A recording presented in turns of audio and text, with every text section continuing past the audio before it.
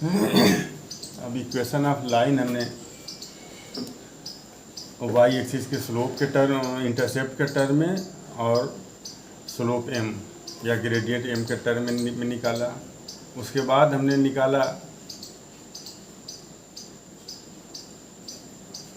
किसी लाइन का इक्वेशन जिस पर ओरिजिन से परपेंडिकुलर ड्रा किया जाए तो उसकी लेंथ p, और जो परपेंडिकुलर ड्रा किया गया है ओरिजिन से उस लाइन पर, उस परपेंडिकुलर लाइन का एक्स एक्सिस से जो एंगल था वो अल्फ़ा था, तो X cos alpha plus Y sine alpha equal to P.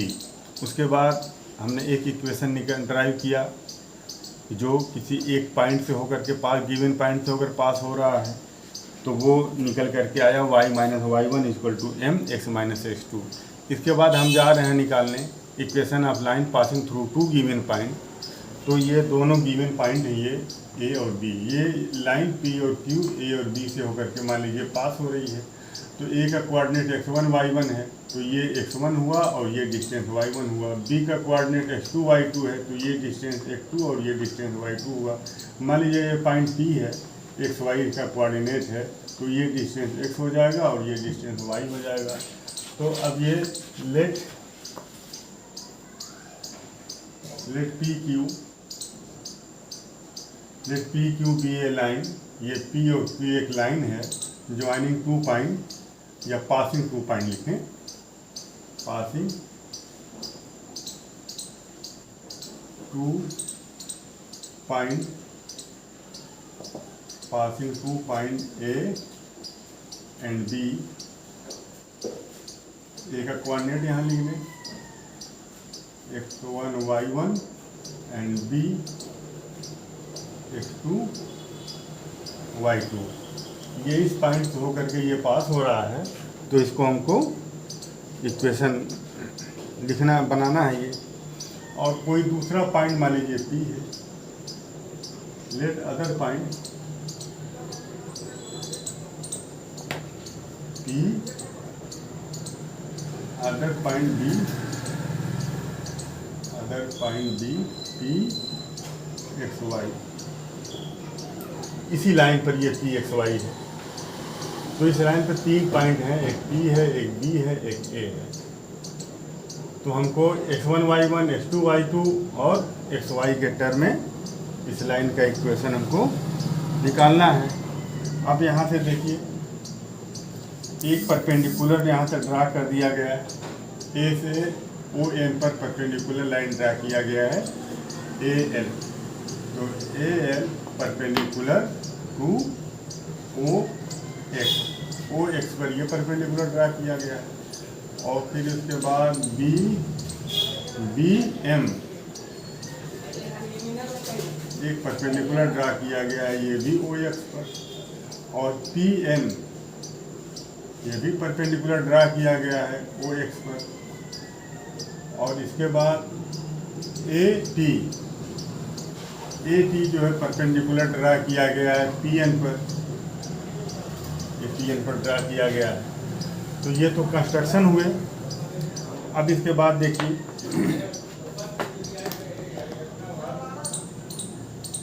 ये जो लाइन है ये, तो इसको हम मान लीजिए पॉइंट S है, तो ये ट्रायंगल PST और BAS, ये दोनों ट्रायंगल सिमिलर होंगे। क्यों सिमिलर होंगे? कि इसलिए कि इस ट्रायंगल का एंगल थीटा और इस ट्रायंगल का एंगल थीटा, दो ट्रायंगल के एंगल, दो एंगल अगर सेम हो तो वो सिमिलर हो जाएगा।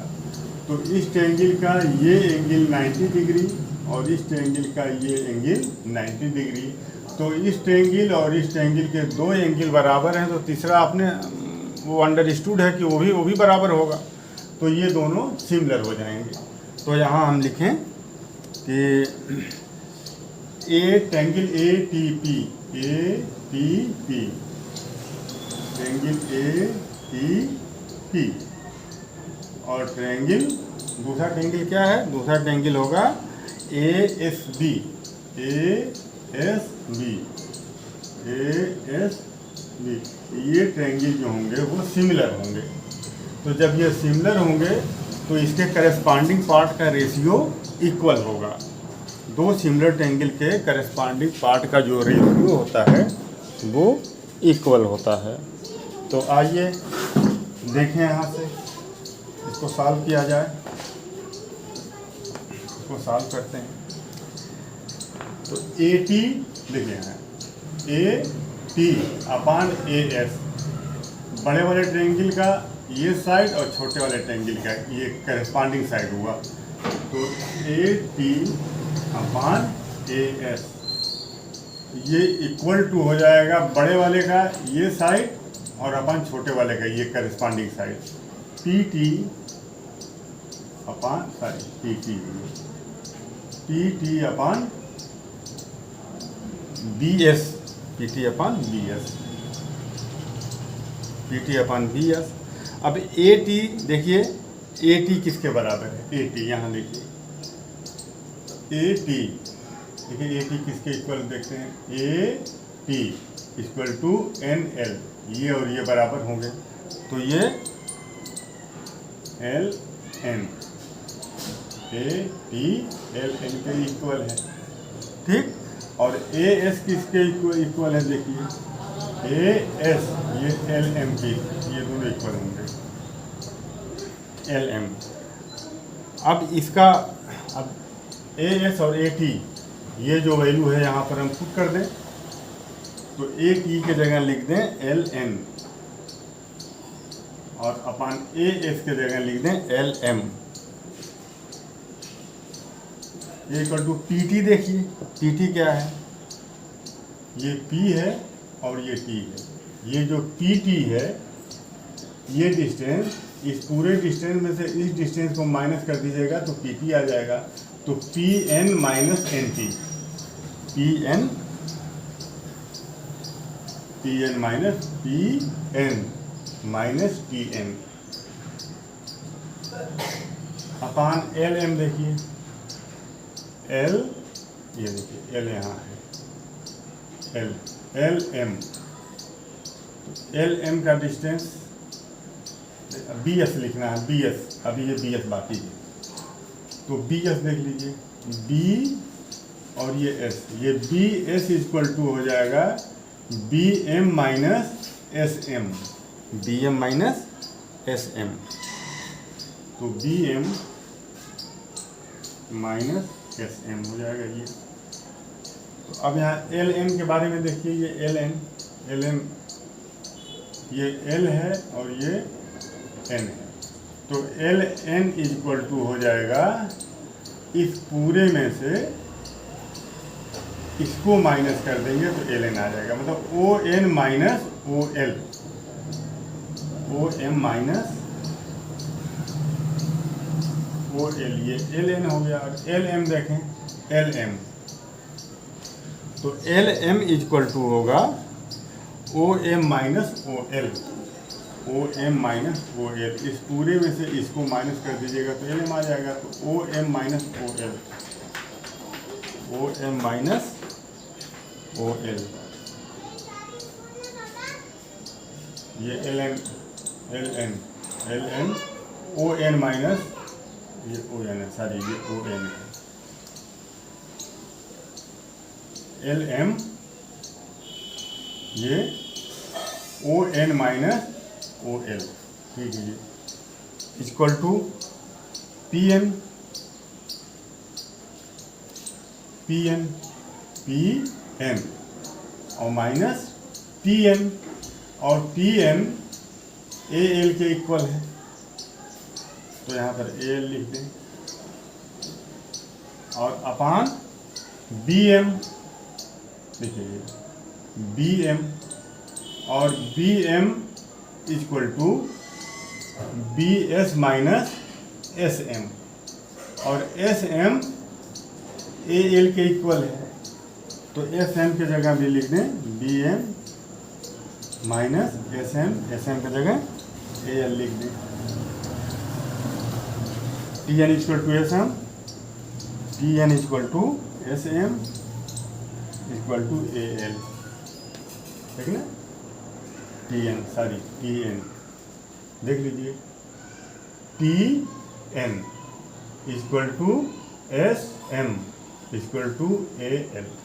इसी अब हम जितने वैल्यूज इसके दिए हुए हैं यहाँ सबकी वैल्यू हम पुट कर दें तो रिक्वायर्ड इक्वेशन, जिस इक्वेशन की हमको ज़रूरत है, जो हम तलाश रहे हैं जिस इक्वेशन को, वो हमको मिल जाएगा, हम फाइंड आउट कर लेंगे।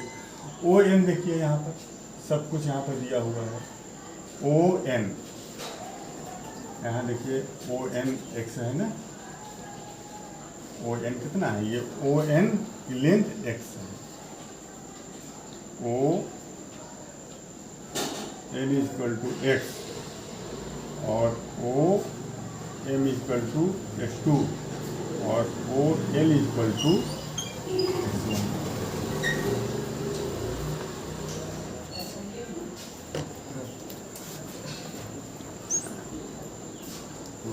ये आ गया। चलिए इसकी वैल्यू लिख देते हैं। ओ एन की जगह लिख दिया जाए एक्स माइनस ओ एल की जगह x1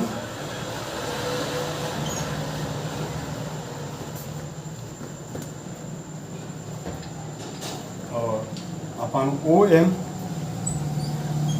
देख लीजिए, ओ एम की जगह S2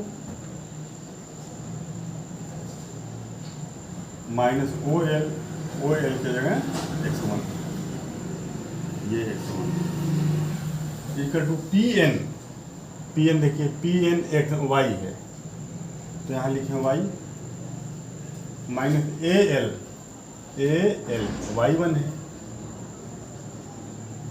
और अपान बी एम, ये बी एम देखिए, बी एम ये वाई टू है,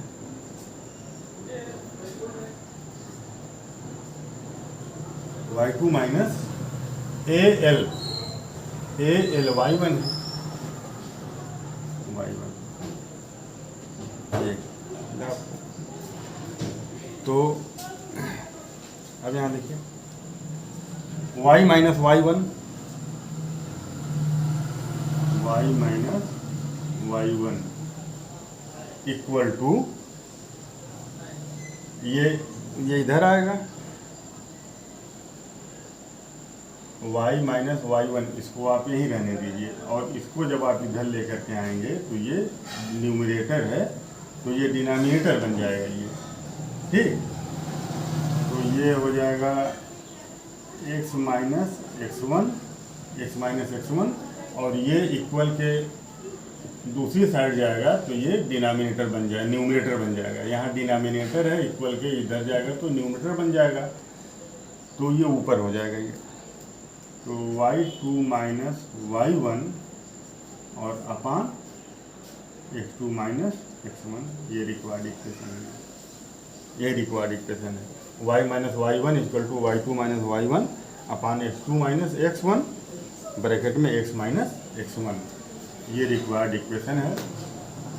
किस लाइन का इक्वेशन है, ये उस लाइन का इक्वेशन है जो x1 y1 और x2 y2 दो गिवन पॉइंट से होकर के पास हो रहा है।